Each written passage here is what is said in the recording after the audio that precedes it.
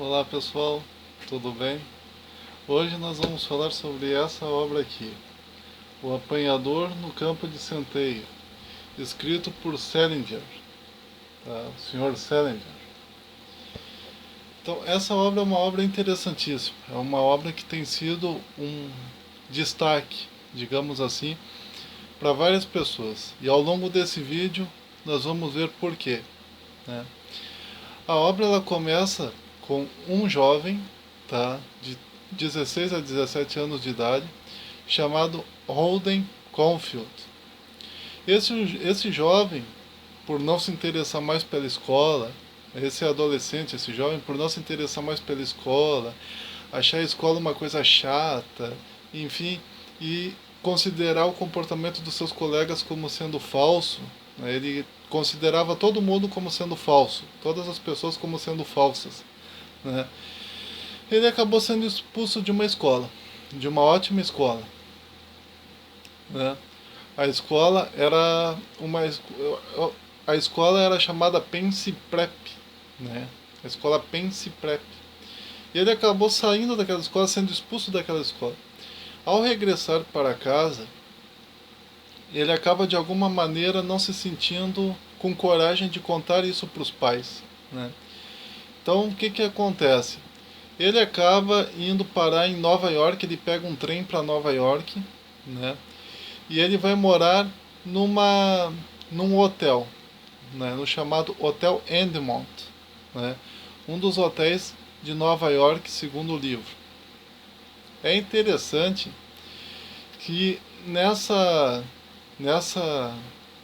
estadia dele no hotel, o jovem ele começa a ver algumas coisas interessantes. Ele olha para a janela do hotel e ele consegue enxergar os outros quartos do mesmo hotel, né? Ele consegue enxergar os outros quartos daquele mesmo hotel. E é engraçado as cenas que ele vê. Ele vê um homem se vestindo de mulher, era de noite isso, né? Ele vê um homem secretamente, sem saber que ninguém estava vendo ele. Ele vê um homem se vestindo de mulher, né? Com roupa íntima e tudo, né? Ele vê um homem, né, bebendo bebida e cuspindo na cara da mulher, e a mulher fazendo o mesmo com ele, né, em outro quarto. Quer dizer, ele vê um monte de coisa assim que é interessante, né? Ele literalmente vê o lado oculto do ser humano, né? O lado secreto dos seres humanos. Porque dentro daqueles quartos estavam pessoas que não sabiam que estavam sendo observadas por ele, né? Então ali elas expressavam exatamente aquilo que elas eram. No fundo, a obra ela gira ao redor disso, né? Esse jovem, o Holden Caulfield, o Holden Caulfield, né? Ele acaba se afastando da escola exatamente por considerar as pessoas falsas. E ali, naquele momento, vendo aquelas pessoas em seus respectivos quartos de hotel, fazendo no quarto aquilo que eles jamais fariam em público, de alguma maneira isso comprova a ideia anterior dele de que as pessoas são falsas, né? De que as pessoas de alguma maneira são falsas, de que elas escondem algo dentro delas, de que elas não são diante das outras aquilo que elas são por dentro. Então isso é uma parte interessante dessa obra que algumas pessoas não observam. Mais tarde esse jovem conhece uma prostituta chamada Sunny, né? Ele leva a Sunny para o quarto. Ele não tem coragem de se relacionar com ela, porque é a primeira vez que ele, né, se relaciona com uma prostituta, então ele acaba não fazendo nada com ela.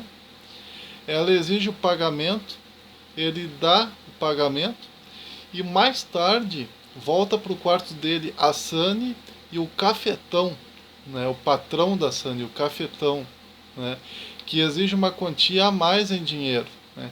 Ele diz, eu já paguei para ela a quantia necessária, e o cafetão diz, não, tu precisa me pagar mais, e o cafetão pega o Holden Caulfield, né, e começa a saculejar ele, dá um soco nele, enfim, é uma briguinha entre os dois. O cafetão se chamava Maurice, né, Maurice. E é interessante que em determinado momento esse jovem, né, ele bebe, né, em uma espécie de bar, uma espécie de drink, bar, alguma coisa nesse sentido. Ele bebe lá no meio daquelas pessoas, bebe bebida alcoólica e tudo.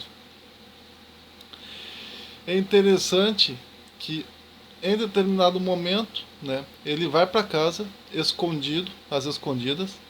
Ele vê lá a irmã dele, né, e ele acaba falando para a irmã dele que ele acabou sendo expulso da escola, que todas as pessoas são falsas, enfim, ele acaba se abrindo com a irmã. É interessante que ali ele revela o verdadeiro sonho dele. E aí que a gente passa a entender por que o nome dessa obra é O Apanhador no Campo de Centeio. O sonho do Holden Caulfield era ser um adulto e estar em um campo cheio de centeios, planta, no caso, com um monte de criancinha brincando ao redor dele, brincando, se divertindo na inocência, sem pensar em nada, sem ter que se preocupar com o futuro, sem ter que se preocupar com nada, sem ter que provar nada a ninguém, sem ter que se preocupar em provar nada a ninguém, crianças se divertindo numa espécie de mundo paradisíaco, o campo de centeio propriamente dito. E ele, em um penhasco, impedindo que aquelas crianças caiam naquele precipício, caiam no penhasco. Então o objetivo dele seria esse, ser um protetor daquelas crianças correndo no campo de centeio, né? Claro que isso é da imaginação dele, né? Ele deseja, o que de fato ele deseja é isso. É, se algum dia ele pudesse estar diante de um penhasco, com um monte de criancinhas brincando no campo de centeio, e ele protegendo elas, impedindo que elas caíssem naquele penhasco, lançando elas de volta, né? Antes que elas caíssem no penhasco, lançando elas de volta para o campo de centeio, se ele pudesse fazer isso, era esse o desejo da vida dele.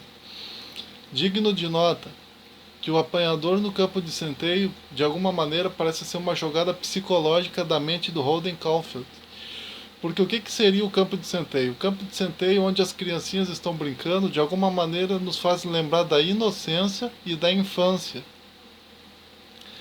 E aquele penhasco, para ele, parece ser a vida adulta, né?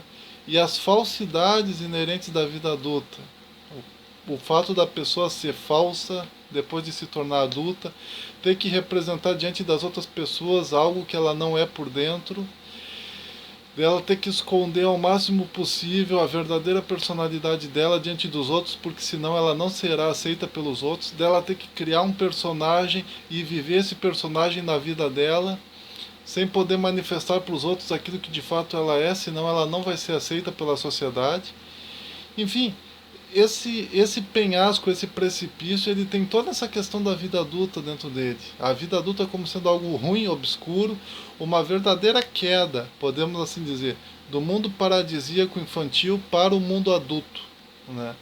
E o sonho dele é que no fundo, ele, né, fosse infantil a vida inteira. Ele, apesar de ser um adulto, pudesse estar ali impedindo que aquelas crianças virassem adulto e ele de alguma maneira pudesse adentrar aquele mundo delas, aquele mundo de fantasia, de imaginação e não virar adulto, jamais virar adulto, nunca se tornar adulto, nunca ser adulto.